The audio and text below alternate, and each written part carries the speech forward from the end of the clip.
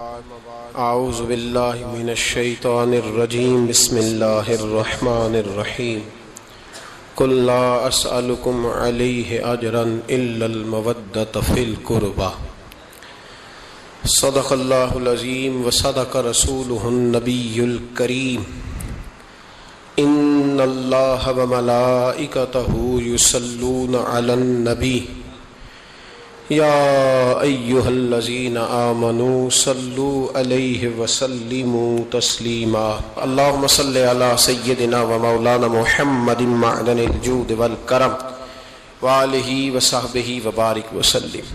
تمام تعریفیں اللہ تعالیٰ جل مجدہ الکریم کے لیے، ہر قسم کے درود و سلام نبی رحمت سید عالم صلی اللہ علیہ وسلم کی ذات والا صفات کے لیے حمد و صلات کے بعد واقعات کرب و بلا کے پس منظر میں کچھ باتیں، کربلا سے حاصل ہونے والے اسباق کے کچھ پہلو عنوان گفتگو رہیں گے۔ اہل بیت کا پیار فرائض دین میں سے ہے، صحابہ کی محبت فرائض دین میں سے ہے۔ جس طرح نماز پڑھنا فرض ہے، روزہ رکھنا فرض ہے، حج کرنا فرض ہے، زکوٰۃ دینا فرض ہے، استطاعت ہو تو حج کرنا فرض ہے، اسی طرح ابو بکر صدیق سے پیار کرنا بھی فرض ہے، جناب عمر سے محبت کرنا بھی فرض ہے، حضرت عثمان کی عقیدت بھی فرض ہے۔ اور نبی پاک نے فرمایا علی سے پیار کرنے والا مومن ہے، اور فرمایا بغض علی نفاق، اس کے سینے میں علی کا بغض ہو وہ منافق ہے، وہ منافق ہے۔ جس کو نبی پاک منافق کہے، منافق ہے کہ نہیں؟ ذکر علی عبادہ، النظر الی وجہ علی عبادہ، فرمایا علی کا چہرہ دیکھنا بھی عبادت ہے اور ان کا ذکر کرتے رہنا بھی عبادت ہے۔ اسلام صرف اخلاقیات کا مذہب نہیں، اخلاق، مسلمان کا اخلاق یہ اس کا پھل ہے، یہ اس کا پتے ہیں، پھول ہیں، لیکن نبی پاک کی غلامی، حضور کی محبت، صحابہ اور اہل بیت کا احترام یہ ایمان کی جڑ ہے۔ جڑ مضبوط نہ ہو تو نہ پھول اگتے ہیں، نہ پھل آتے ہیں، نہ ٹہنیوں پر کوئی پتا آتا ہے۔ جڑ کا مضبوط ہونا بڑا ضروری ہے۔ ان محبتوں کا سینے میں اٹھنا، پہلا پہلو آج کے موضوع کا اس کو ذہن میں رکھیں، محبت کا جوش مارنا، محبت کا جوش مارنا، پیار کا بڑھنا، طبیعت میں ذوق پیدا ہونا، یہ ایمان کی علامت ہے۔ یعنی حضرت عمر کی بات سن کے دل کا ٹھنڈا ہونا ایمان کی علامت ہے، اور امام حسین کی بات سن کے طبیعت کا سکون میں آنا یہ ایمان کی علامت ہے۔ حضرت فاطمہ الزہرا کا ذکر ہو اور وجود کے رونگٹے کھڑے ہو جائیں، طبیعت پہ کیف طاری ہو جائے، سیدہ زینب کا تذکر آئے تو آنکھوں میں آنسو چھلک پڑے، یہ ایمان کی علامت ہے۔ انسان کے وجود پر اثر ہو، لیکن جو آدمی کچی کچی باتیں کرے، کمزور کمزور کہانیاں سنائے کہ نہیں جی وہ ٹھیک ہے، اہل بیت ہی اصل تھے، سارا کچھ وہی تھے، صحابہ بس وہ، بھائی جس آدمی کے پیچھے مولا علی نماز پڑھتے ہیں وہ بندہ تجھے قبول کیوں نہیں؟ جس ابو بکر صدیق کے پیچھے وہ نمازیں پڑھتے ہیں تجھے کیوں نہیں قبول؟ جس عمر کے وہ مشیر بنتے ہیں تجھے کیوں نہیں حضرت عمر قبول؟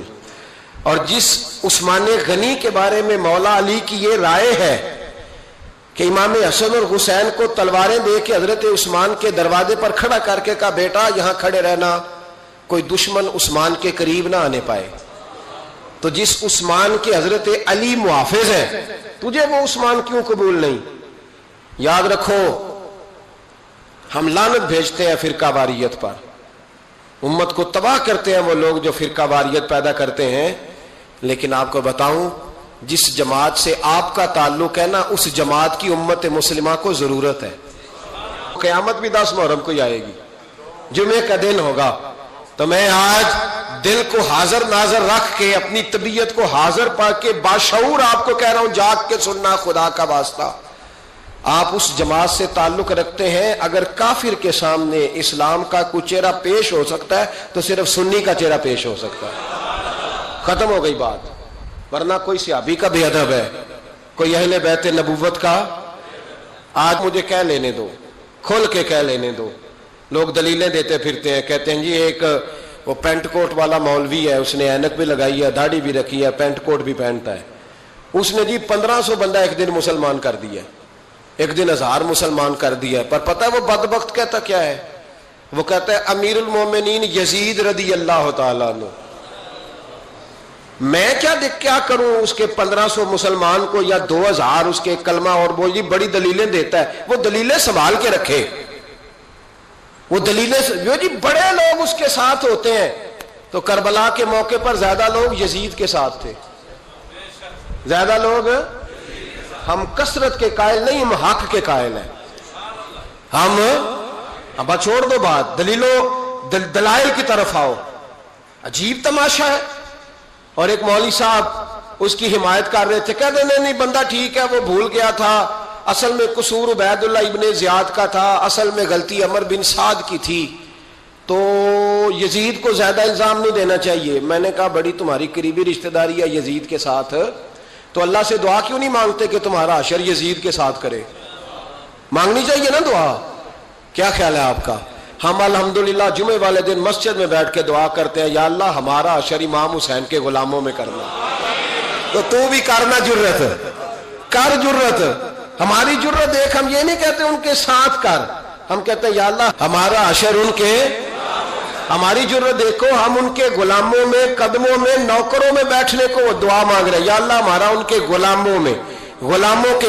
تو بھی جرت کر دلیری، کر جرت، کہ یا اللہ میرا حشر یزید کے ساتھ کر دلیری. اگر اتنا ہی اچھا تھا تو بے شرمو اتنا ظلم نہ کرو، اتنی زیادتی، اتنا ظلم نہ کرو. یہ ظلم ہے. امام حسین جمعے والے دن خطبہ پڑھنے لگے، جمعے سے پہلے امام حسین نے خطبہ پڑھا اور آپ نے ایک جملہ کہا جو ہمیشہ یاد رکھا جائے گا. آپ نے فرمایا یزید کو جا کے بتا دو کہ مجھ جیسا تجھ جیسے کی بیعت نہیں کر سکتا. او کیا فکرہ ہے امام علی مقام کا. فرمانے لگے مجھ جیسا تجھ جیسے کی بیعت. اور آپ فرمانے لگے بتاؤ اس وقت پوری دنیا میں کوئی نبی کا نواسہ موجود ہے میرے سوا؟ حضرت آدم سے لے کر مصطفیٰ کریم تک اس وقت پوری دنیا میں کوئی نبی کا نواسہ ہے؟ اور فرمایا اگر میں ہی ہوں پوری کائنات میں. لوگ کہتے ہیں فلانا علامہ صاحب کی تبلیغ بڑی ہے. ہم سے بڑا کون ہوگا تبلیغ کی بات کرنے والا؟ لیکن ڈرو اللہ سے، ڈرو، گمراہ نہ کرو قوم کو. یہاں تباہی اتر گئی ہے. کوئی بڑی داڑھی رکھ کے معاذ اللہ تعالیٰ اہل بیت کے بارے میں بکواس کرتا ہے، اور کوئی بالکل داڑھی مڈا کے ننگا سر کر کے ممبروں پہ ناچتا ہے اور صحابہ کے بارے میں بکواس کرتا ہے. میرے مصطفیٰ کے پاس اگر ابو بکر آئے ہیں تو وہ بھی شان والے ہیں، اور اگر بی بی عائشہ صدیقہ ان کے بستر پہ رہی ہے تو وہ بھی شانوں والی ہے. مولا علی شیر خدا کے بارے میں جو بات کرے پکا بے ایمان ہے. عجیب تماشا لگ گیا ہے جی. جو رب نبی پاک کے جسم کے قریب مکھی نہیں آنے دیتا، وہ گندا بندہ حضور کے قریب آنے دیتا ہے؟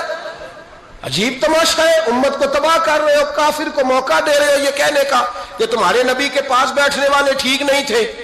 اگر حضور کے پاس بیٹھنے والے ٹھیک نہیں تھے تو بعد والے کیسے ٹھیک ہو گئے؟ تو یہ باز آنا چاہیے ان بے شرموں کو. یہ امت میں تفرقہ ڈالتے، بے حیائی کرتے. سنو اور یاد رکھو، حضرت امام حسین نے خطبہ پڑھا نا جب جمعے والے دن، فرمایا مجھے پہچانو تو میں کون ہوں؟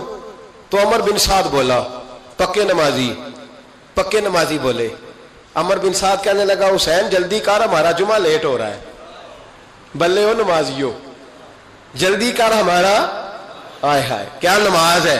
یعنی نبی پاک کے نواسے کو شہید کریں گے اور شہادت کے بعد جمعہ پڑھیں گے اور نماز میں کہیں گے اللہم صلی علی محمد و علی آل محمد. ان کو شہید کر کے قتل کر کے جمعے کا خطبہ دیا جا رہا ہے اور نماز پڑھی جا رہی اللہم صلی علی محمد و علی. تو میرا سنی بڑا بھولا ہے، کہتا ہے جی وہ زیادہ نمازیں پڑھتے ہیں. تو زیادہ نمازیں تو عمر بن سعد بھی پڑھتا تھا. تو بھولا. او خدا کے دیکھیں نا، جتنی نماز کی اخلاق کی بات شاید میں کرتا ہوں، آپ کو جماعت میں کم لوگ ملیں گے، لیکن یاد رکھنا نماز عقیدہ نہیں. روزہ عقیدہ نہیں، عقیدہ حسین ہے، عقیدہ حسن ہے، عقیدہ علی ہے، عقیدہ عثمان غنی ہے، عقیدہ عمر فاروق ہے۔ میں اس شخص کو کیا کروں؟ مجھے اس شخص کی کیا ضرورت ہے جو ممبر پہ بیٹھ کے کہتا ہے حسین ابن علی باغی تھے؟ وہ شخص، اس کی نماز روزہ حج زکات دیکھا جائے گا؟ آؤ قرآن مجید سورہ شورا آیت نمبر 23، گھر جا کے قرآن مجید کھولو، یہ والی آیتیں بھی پڑھا کرو، یہ والی بھی کھولا کرو۔ صحابہ جمع ہو کے نبی پاک کے پاس آئے، عرض کی یا رسول اللہ صلی اللہ علیہ وسلم آپ کے خرچے زیادہ ہیں، آمدن کا ذریعہ کوئی نہیں۔ جس طرح آج لوگ ہر پیر صاحب سے نہیں پوچھ رہے، علامہ صاحب سے، کہ آپ کام کوئی نہیں کرتے، کپڑے پھر بھی سفید پہنتے ہیں، کیا ذرائع آمدن ہے، پھر بھی آپ گاڑی میں گھومتے ہیں۔ ہمارا تو پروگرام تھا مولوی بھوکا مر جائے، پر اس کے پاس آتے ہیں تو یہ تازی چائے پلاتا ہے، کیا مطلب، کس طرح کا رویہ ہے؟ صحابہ کے بار وہ یہ نہیں سوچتے تھے آتے کام، وہ کہتے تھے آگے بڑھ کے حصہ ڈالیں۔ وہ سارے آگے بڑھے، کہا یا رسول اللہ صلی اللہ علیہ وسلم اخراجات زیادہ ہیں، ذرائع آمدن بظاہر کوئی نہیں، نذرانوں پہ اعتراض نہ کیا کرو، نذرانہ دینا نبی پاک کی سنت ہے، نذرانہ قبول کر لینا نبی پاک کی، بولو، حضور کی سنت ہے۔ تو صحابہ جمع ہو کے آئے، ایک جگہ پہ میٹنگ کی، کہا تھوڑے سے پیسے ہر مہینے پیش کریں گے۔ تو حضور سے بات کون کرے گا پیسوں کی؟ کہا ہم نے نہیں کرنی، نبی پاک کے چچا جناب عباس کریں گے۔ حضرت عباس رضی اللہ تعالیٰ عنہ کے ذمے لگایا گیا، جناب عباس آئے، حضرت عباس رضی اللہ تعالیٰ عنہ پیسے لے کے آئے، اور سیانے بندے تھے، انہوں نے بڑی سمجھداری والی، عقل مندی والی بات چھیڑی۔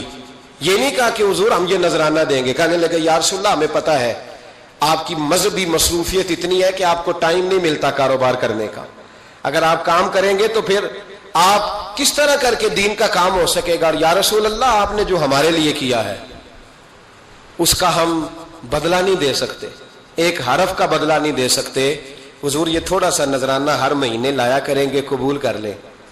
نبی پاک کے سامنے رکھا ہی تھا کہ اللہ کا قرآن بول پڑا، کا کل لا اسألکم علیہ اجرا، محبوب ان سے فرما دو کہ میں نے تمہارے لیے بڑی تکلیف سہی ہے، پر میں تم سے کوئی اجر نہیں مانگتا، تم سے کوئی اجر نہیں مانگتا، ہاں اگر تم نے کچھ کرنا ہے الا المودۃ فی القربى، تو میرے قریبیوں سے پیار کرتے رہنا، میری ختیجہ سے پیار کرنا، میری عائشہ کا ادب کرنا، میرے قریبیوں کا احترام کرنا۔ یا رسول اللہ ازواج تو گھر میں ہے ہی، قریبی کوئی اور بھی خاص ہے جس کا ادب کرنا ہے؟ تو نبی پاک نے فرمایا ہاں، علی، فاطمہ، علی اور فاطمہ کی اولاد، فرمایا ان کا ادب کرتے رہنا، اس کا مطلب یہ ہوگا کہ تم نے میرے ساتھ بڑا ہی اچھا سلوک کیا ہے۔ کہا ان کا ادب کرنا، جناب علی، سیدہ فاطمہ، اور دونوں کی ان کا ادب کرنا فرائض دین، اہل بیت کا ادب کرنا فرائض۔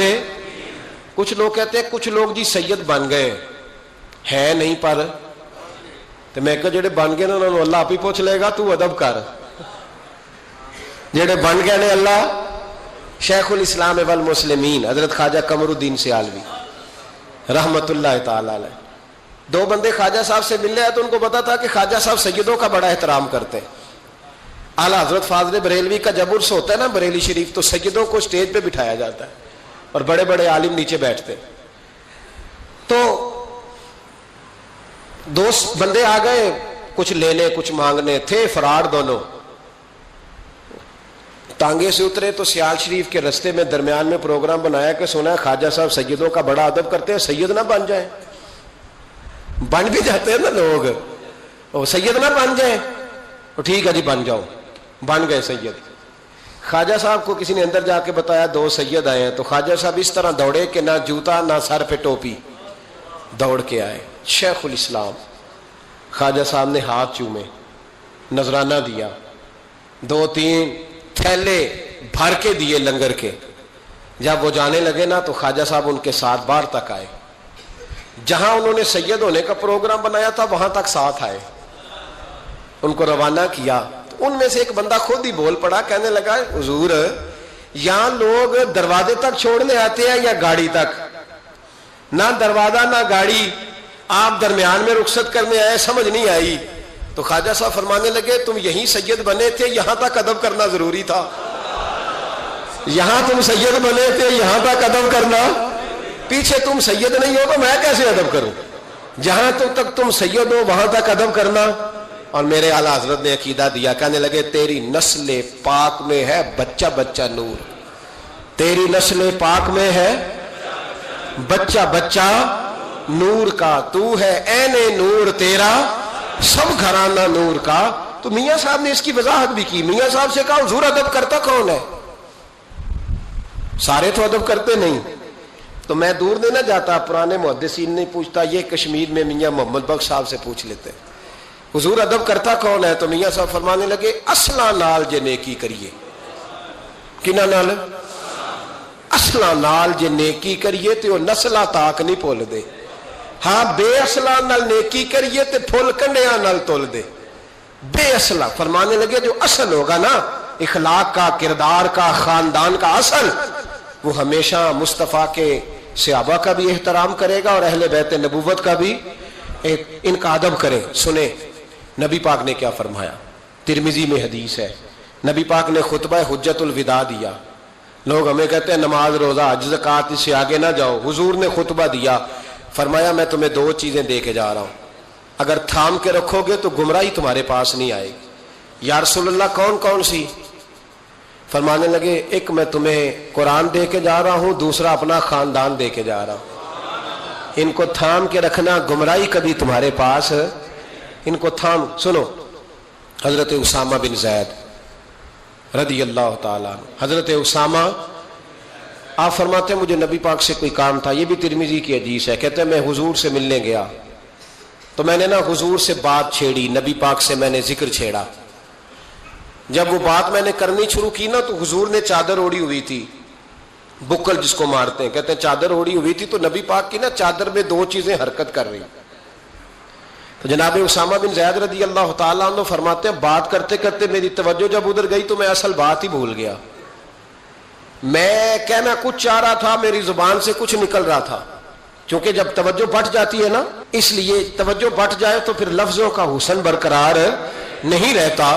تو جناب اسامہ بن زید کہتے ہیں میں کہنا کچھ چاہ رہا تھا، میرے منہ سے نکلتا کچھ اور تھا، تو سرکار سمجھ گئے، تو حضور صلی اللہ علیہ وسلم مسکرا کے کہنے لگے بھول گئے ہو نا بات؟ تو میں نے کہا حضور بھول گیا ہوں، تو کہتے ہیں میں بھی ان سے کب سے کہہ رہا ہوں کہ باز آ جاؤ، لیکن یہ نہیں آ رہے، کہتے ہیں میں اور پریشان ہوا کہ یہ کن سے حضور کہہ رہے ہیں، تو نبی پاک نے چادر مبارک کو کھولا، ایک بغل سے امام حسن نکلے، دوسرے سے امام حسین نکلے، یہاں بھی ملا پریشان ہے، بڑی ٹینشن میں ہے، کہتا ہے جی ہر نانا ہی اپنے نواسوں سے پیار کرتا ہے، تو میں نے کہا بیوقوف یہ عام نانا نہیں، یہ وہ والے نانا ہے جن کے بارے میں اللہ کہتا ہے وما ینطق عن الہویٰ ان ہوا الا وحی یوحیٰ، فرمایا میرے محبوب اتنی دیر تک بولتے نہیں جب تک میں حکم نہیں کر دیتا، تو امام حسن اور حسین کا پیار بھی اللہ کا حکم تھا، اس لیے ہو رہا تھا۔ فرماتے ہیں جب نبی پاک کی بغلوں سے وہ دونوں نکلے نا تو میں نے حضور کی آنکھوں میں چمک دیکھی، نور دیکھا، اور جیسے بندہ کسی سے پیار کرتا ہے تو چہرہ بھی بتا نہیں رہا ہوتا، آج کل کی زبان میں کہتے ہیں باڈی لینگویج، اس کی باڈی لینگویج بھی بتاتی ہے کہ یہ جو بات کر رہا ہے نا یہ طاری ہے۔ تو محبوب فرمانے لگے اسامہ یہ دونوں میرے بیٹے ہیں، یہ دونوں میرے بیٹے ہیں کیونکہ میری بیٹی کے بیٹے ہیں، اور فرمایا اسامہ میں ان سے بڑا پیار کرتا ہوں، کاش امت ان لفظوں کو سمجھ جائے۔ حضور نے فرمایا میں ان سے بڑا پیار کرتا ہوں، میں بڑا پیار کرتا ہوں، اور میں نے رب سے دعا کی ہے یا اللہ جو ان سے پیار کرے تو اس سے پیار کرنا، میں نے یہ دعا کی ہے اے اللہ جو ان سے پیار کرے تو اس سے بھی پیار کرنا۔ حضرت امام حسنین پہلی بات یہ ہے کہ ان کا پیار ایمان کا حصہ ہے، ان کا پیار ایمان کا حصہ ہے، ان سے جو پیار نہ کرے گا وہ صاحب ایمان۔ ابن جوزی نے لکھا ہے سینکڑوں سال پہلے، آج کے کسی عالم کی بات بتاتا تو لوگ انکار کو، سینکڑوں سال، کہتے ہیں بلخ میں قحط پڑ گیا، لوگ ہجرت کر کے سمرقند آ گئے، ایک سیدوں کا خاندان بھی آیا، ایک ایسی خاتون بھی آئی جس کے ساتھ 3 بیٹیاں تھی، بیٹا بھی کوئی نہیں، خاوند فوت ہو گیا، مسجد کے ساتھ مہمان خانے بنے ہوتے تھے، وہاں اس نے بچوں کو ٹھہرایا، اور نکلی سمرقند میں کہ کوئی آدمی مل جائے.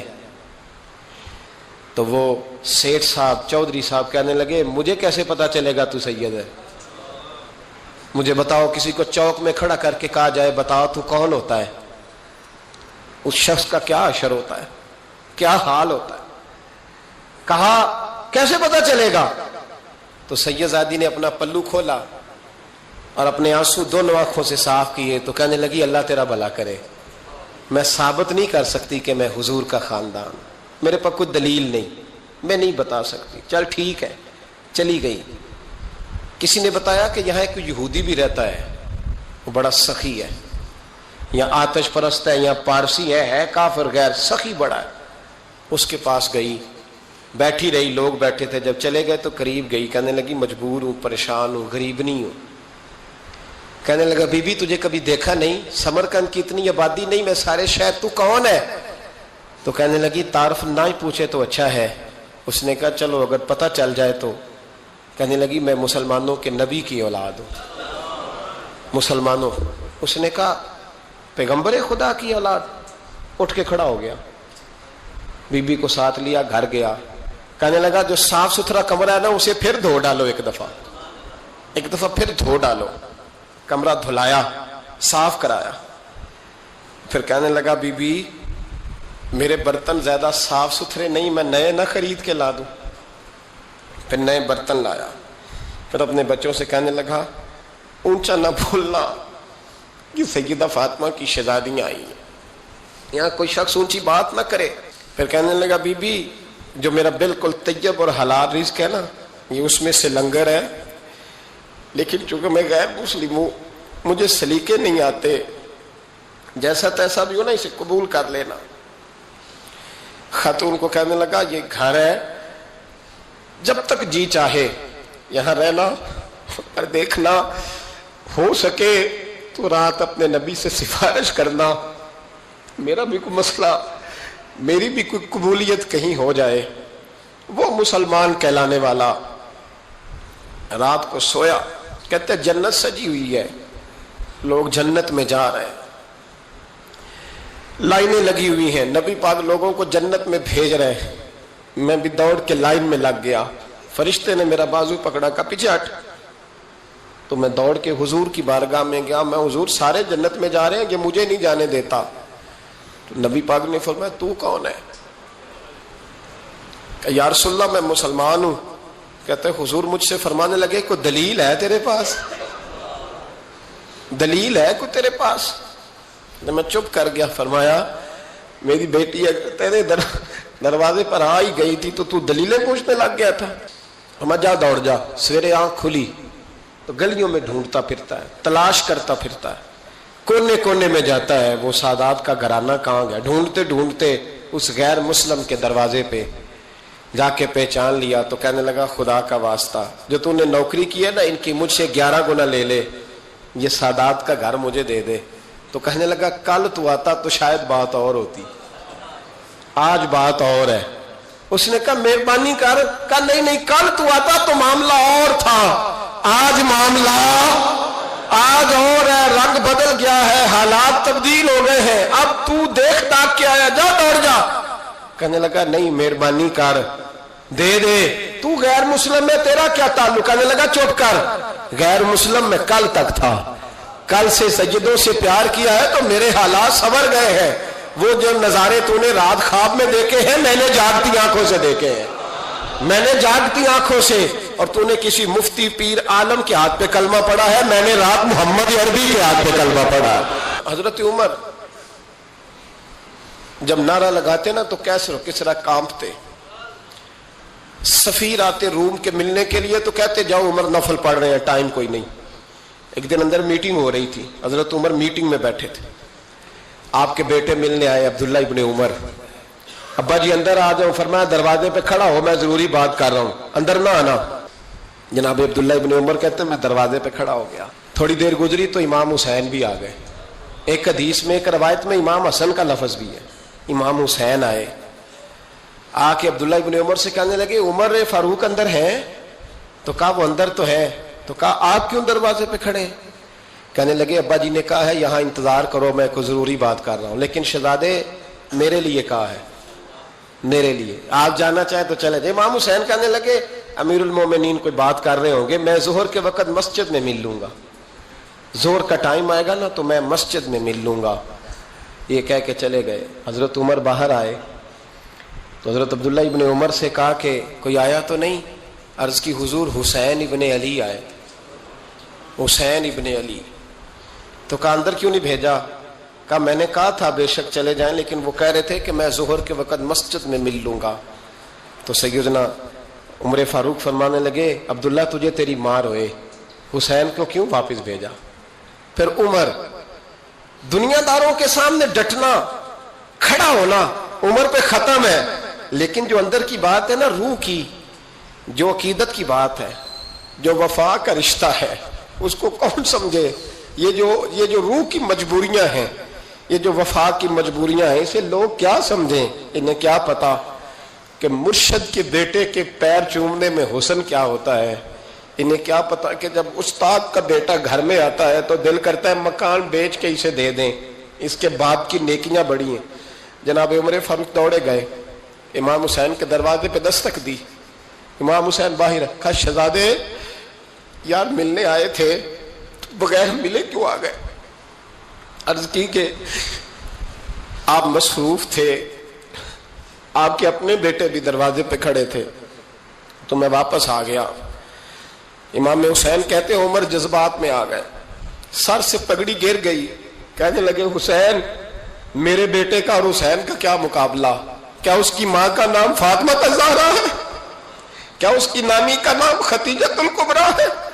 کیا اس کے نانے کا نام محمد مصطفیٰ ہے؟ اور پھر سر سے پگڑی اتری تھی، اپنے بال زور سے پکڑ لیے، کہنے لگے حسین میں نا مکے میں اونٹ چرایا کرتا تھا اور ڈنڈوں سے مار کھاتا تھا اپنے باپ سے، یہ جو آج ساری دنیا میں عمر کے نعرے لگتے ہیں یہ تیرے نانے کا صدقہ ہے۔ شہزادے میری وفا اور میری وفا میں جب تیرا دل کرے نا دوڑ کے آ جایا کر۔ عمر تو لوگ ایک دن امام حسین نے آ کے نا جناب فاروق اعظم سے کہا، خطبہ دے رہے تھے بچوں کی تبھی شروع میں، پتہ نہیں کیا بات آئی امام حسین کے دل میں، کہنے لگے عمر نیچے اترو، یہ میرے نانا کا ممبر ہے۔ تو حضرت سیدنا عمر سنو، کبھی میرا بھی بچہ آ جائے تو میں کہتا ہوں اس کو پکڑو یار، بچوں کو تو نہیں نا جمعوں میں مطلب ذکر کیا جاتا، اترنا میرے نانے کا ممبر ہے۔ جناب عمر اتر کے نیچے کھڑے ہو گئے تو کہا جا کے اپنے نانے کے ممبر پہ بیٹھ۔ تو حضرت عمر رو پڑے، کہنے لگے شہزادے میرے نانے کا ممبر ہی کوئی نہیں ہے ہی نہیں، یہ ممبر یہ مصلی یہ تیرے نانے کی شان ہے، میرے نانے کا کوئی ممبر نہیں، تیرے ہی نانے کا ممبر ہے۔ تھوڑی دیر کھڑے رہے تو امام حسین کہنے لگے اچھا کوئی نہیں آپ کے نانے کا ممبر کا نہیں؟ کہا چلو پھر میرے نانے کے ممبر پہ بیٹھ جاؤ، چلو خیر ہے، کوئی نہیں آپ کے نانے کا؟ کہا نہیں۔ تو کہا کوئی نہیں پھر میرے نانے کے۔ جب حضرت عمر بیٹھے تو بڑا شاندار جملہ کہا، فرمانے لگے میں ممبر پر مرضی سے نہیں بیٹھا تھا، مجھے ابو بکر نے بٹھایا تھا، اور پھر حسین کے کہنے پہ میں اترا ہوں، اب مجھے حسین نے بٹھایا ہے، اب کسی کی جرت ہے تو عمر کو اتار کے دکھائے، اب میں حسین کا تیری نسل پاک میں۔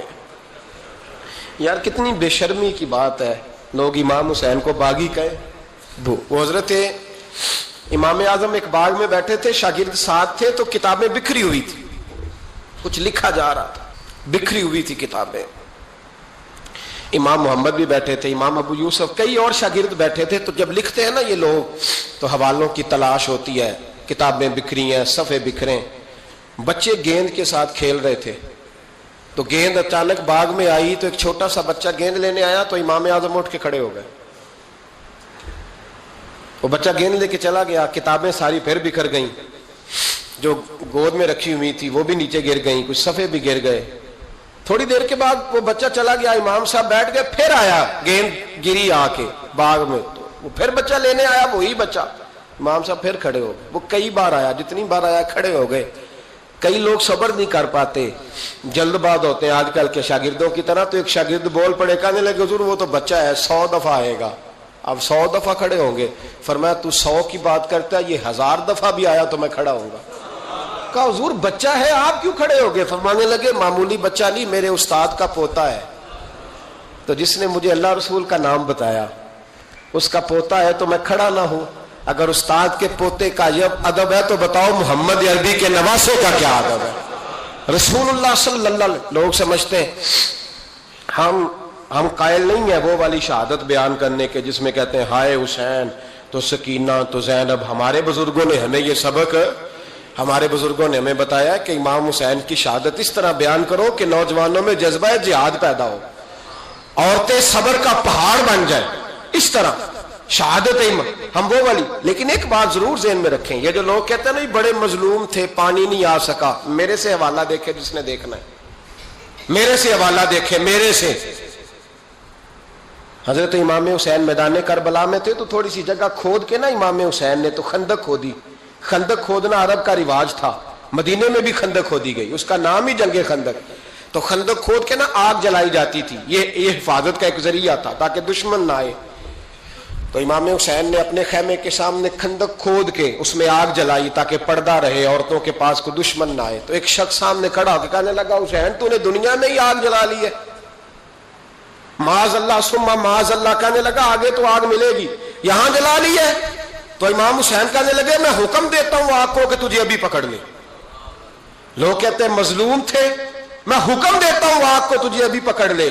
یہ لفظ امام حسین نے کہے، میں 3 کتابیں تو میری لائبریری میں ابھی ہیں جن میں حوالہ ہے، 3 کتب سے، اور آج کل پرسوں کی کتاب نہیں، سینکڑوں سال پرانی۔ جب کہا نا میں حکم دیتا ہوں تو وہ آدمی گھوڑے سے نیچے گرا، گھوڑے سے نیچے گرا، اور گھوڑے کی رکاب کے اندر اس کا پیر الجھا، گھوڑا ڈر کے اتنا دوڑا کہ جا کے اس آدمی کو آگ میں پھینک دیا۔ امام حسین کے سامنے جل کے مر گیا۔ یہ حسین ابن علی ہے، یہ ابھی حکم دیتے تو فرشتے ابھی آ جاتے، یہ ابھی بات کرتے تو ساری دنیا کی فوجیں ابھی اکٹھی ہو جاتی، یہ ابھی حکم دیتے تو ابھی آ جاتے۔ اور سنو، اگر جناب اسماعیل کے لیے دمبا آ سکتا ہے تو وہ تو حضرت ابراہیم کے بیٹے تھے، اور یہ تو مصطفیٰ کی اولاد ہے، ان کے لیے کیا کچھ نہیں ہو سکتا۔ لیکن امام حسین نے پسند کیا تھا کربلا کے جہاد کو، اس کو پسند کیا تھا مولا علی نے، وہ اپنی پسند پہ تھے۔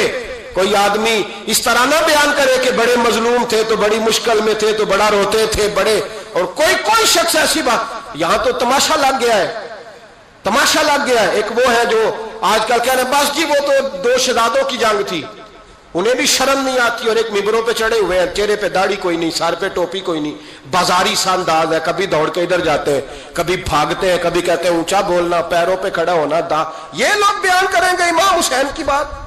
یہ لوگ بیان کریں؟ بیبیوں کے مصائب پڑھ رہا ہوں، وہ اور بیبیاں ہوتی ہیں جو ہائے ہائے کرتی ہیں، واہ بیلا کرتی ہیں، یہ میرے نبی کا خاندان ہے، یہ میرے نبی کا خاندان ہے، نبی کا خاندان۔ میں حوالہ دکھاؤں گا، مجھ سے سنو حوالہ۔ حضرت سیدہ زینب نے سارے جنازے دیکھے، بھتیجوں کو، بھانجوں کو، سب کو شہید ہوتے دیکھا۔ عورتیں ڈرتی میت کو ہاتھ نہیں لگاتی، چیختی ہیں بیبیاں، لیکن حضرت جناب زینب نے پتہ کیا دیکھا تھا؟ وہ سننا ذرا۔ امام حسین کی لاش مبارک کربلا میں پڑی تھی، اور امام حسین کا سر کاٹ کے نیزے پہ چڑھایا گیا تھا، اور وہ بیبیوں کے سامنے خالی سر چڑھ رہا تھا، اور سینکڑوں میل کا سفر کر کے دمشق کے بازاروں سے گزرتا وہ سر گیا۔ آج میں سر کی بات نہیں کرتا، سر کی، آپ مرد ہیں، جوان ہیں سارے، یہاں کسی کا کٹا ہوا ہاتھ پھینک دیا جائے نا، ہاتھ تو لوگ چیخے مار کے دوڑ جائیں گے، بلکہ ہاتھ تو دور رہا، کسی کی انگلی کاٹ کے یہاں پھینکی جائے تو لوگ چیخے مار کے مرد دوڑ جائیں گے۔ لیکن کٹا ہوا سر دیکھا، لاشیں دیکھے، یزید کا دربار آیا، بی بی صاحبہ کو نا ایسے عورتوں نے اپنے حالے میں لیا ہے، سیدہ زینب وہاں بیٹھ گئیں، تو جب بولا نا یزید دربار میں، کہنے لگا کہ دیکھو اللہ نے عزت والوں کو عزت دی، معاذ اللہ ثم معاذ اللہ، اور میرے مخالفین کا کیا حشر ہوا جب اس نے دیکھے نا، ایک آدمی مجبور ہے، مقہور ہے، اتنا لمبا سفر ہے، غربت ہے، پیاس ہے، بیماری ہے، کیا انداز ہے جب اس عالم میں یزید کے دربار میں اس نے گستاخی کی امام حسین کی۔ یہاں لوگ کہتے ہیں کسی کو کچھ نہ کہو، کیوں نہ کچھ کہیں، جو سیدنا امام حسین کے بارے میں بات کرے گا زبانیں کھینچیں گے اس کی، जो सहाबा के बारे में बात करेगा हम करने देते हैं? ये क्या बात हुई? गुस्ताखी करना, बेअदबी करना, ये कौन सा दीन है? ये तो तुम बेदीनी फैला रहे हो। सुनो, जब उसने बेअदबी की तो सैयदा ज़ैनब चुप नहीं रही, बल्कि हजरत ज़ैनब बोली और खड़ी हुई और आपने तिलावत की कुरान मजीद की और आयतें पढ़ी, कहने लगी वतुइज़्ज़ु मन तशा वतुज़िल्लु मन तशा बियदिकल खैर। और आप फरमाने लगी यजीद तू कहता है तेरे मुखालिफीन पसपा हो गए, तुझे इज्जत मिली। आप फरमाने लगे ये तेरा दरबार है ना, ये तेरा सजा हुआ है ना, तेरा इस वक्त डंडा चलता है ना। फरमाने लगी चंद साल ठहर जा, तेरे ऊपर लोग लानते बरसाएंगे। और फरमाया जब जुमे पढ़े जाएंगे तो लोग मेरे हुसैन के नाम के खुतबे पढ़ेंगे। फरमाया आज ये तेरा दरबार है ना। हजरत नौमान बिन बशीर सहाबी रसूल थे, वो कहते हैं मेरे करीब एक नाबीना सहाबी बैठा था, सुनो सुनो हवाला मैं दिखाऊंगा। कहने लगे मेरे करीब उस वक्त यजीद के दरबार में एक नाबीना सहाबी बैठे थे, जब बीबी ज़ैनब ने ये बात की ना तो वो नाबीना सहाबी मेरा हाथ पकड़ के कहने लगे नौमान अली आ गए, ये तो अली की आवाज है, अली आ गए। जिब्रील अमी बोल रहे हो जैसे, हिकमत के गौहर रोल रहे हो जैसे, दरबार दमिश्क में वो ज़ैनब का खिताब मिंबर पे अली बोल रहे हो जैसे। कहने लगे अली आ गए, अली, ये तो अली की आवाज है। जनाब नौमान बिन बशीर कहने लगे नहीं, अली जब बोलते थे तो बड़ा रंग होता था, अभी तो ज़ैनब खुल के बोल ही नहीं रही, अभी तो ज़ैनब सताई हुई है, अभी तो ज़ैनब जख्म खा के आई है, अभी तो ज़ैनब प्यासी है। काश ज़ैनब तरो ताजा होती तो ज़ैनब खुतबा पढ़ती तो अली की तरह गरजदार आवाज निकलती। यजीद के महल कांपते, जिब्रील अमी बोल रहे हो जैसे, हिकमत के गोहर रोल रहे हो जैसे, दरबार दमिश्क में बीबी ज़ैनब का खिताब मिंबर पे अली बोल रहे हो जैसे। वो मिस्कीनों की तरह मिन्नतें नहीं कर रहे थे, हाय पानी उनका मिजाज ही नहीं था, बल्कि वो दलेर लोग थे, दलेर, और बर मौका बर महल बोलते थे।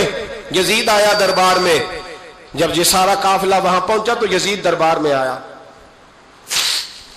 और जब वो दरबार में आया तो बादशाहों का तरीका है, गाड़ियां, अब हमारे बादशाहों ने रूटर वाली गाड़ियां रखी हुई है, वो यूं यूं चलती हैं, शोर होता है पीछे। उस जमाने में कहा जाता था बा दब्बा मुलाजा होशियार, पीछे हट जाओ पीछे हट जाओ, नारे लगने लगे। तो यजीद का एक नाखलफ बेटा इमाम ज़ैनुल आबिदीन से कहने लगा तेरा बाप कहाँ है? देख ये मेरे बाप दादा के नारे, देख मेरे बाप के नारे, तेरे किधर है? अभी ये बात शुरू उसने की थी कि दमिश्क की जामे मस्जिद में जोर की अजान हो गई, और जब मुअज्जिन ने कहा ना अशहदु अन्ना मुहम्मदर रसूलुल्लाह, तो इमाम ज़ैनुल आबिदीन उसका हाथ पकड़ के कहने लगे ये मेरे नाना के नारे लग रहे हैं, अगर तेरा है तो बता, ये मेरे नाना के नारे हैं। और फरमाया तेरे बाप के 2-2.5 साल लगेंगे, मेरे नाने के कयामत के बाद भी लगेंगे, मेरे नाने के नारे कयामत के ये लगते रहेंगे, लग रहे हैं और लगते थे और लगते रहेंगे।